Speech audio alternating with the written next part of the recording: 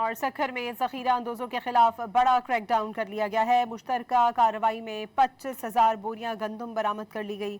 سکھر میں گندم کی ذخیرہ اندوزی کے خلاف حساس اداروں، ریونیو حکام، ضلعی محکمہ فوڈ اور assistant commissioner new Sukkur madam Bushra Mansoor کی سربراہی میں مشترکہ کارروائی کی گئی۔ گولی مار کے علاقے میں واقع 2 گوداموں پر چھاپے کے دوران 25,000 گندم کی بوریاں برآمد کی گئیں۔ ابتدائی اندازوں کے مطابق مالیت کروڑوں روپے میں ہے۔ دونوں گوداموں کو سیل کر کے ریکارڈ قبضے میں لے کر مزید قانونی کارروائی شروع کر دی گئی ہے۔ اور سکھر میں ذخیرہ اندوزوں کے خلاف بڑا کریک ڈاؤن کر لیا گیا ہے۔ مشترکہ کارروائی میں 25,000 بوریاں گندم برآمد کر لی گئی۔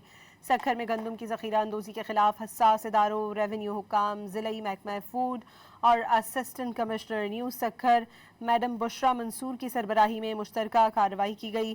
گولی مار کے علاقے میں واقع 2 گوداموں پر چھاپے کے دوران 25,000 گندم کی بوریاں برآمد کی گئیں۔ ابتدائی اندازوں کے مطابق مالیت کروڑوں روپے میں ہے۔ دونوں گوداموں کو سیل کر کے ریکارڈ قبضے میں لے کر مزید قانونی کارروائی شروع کر دی گئی ہے۔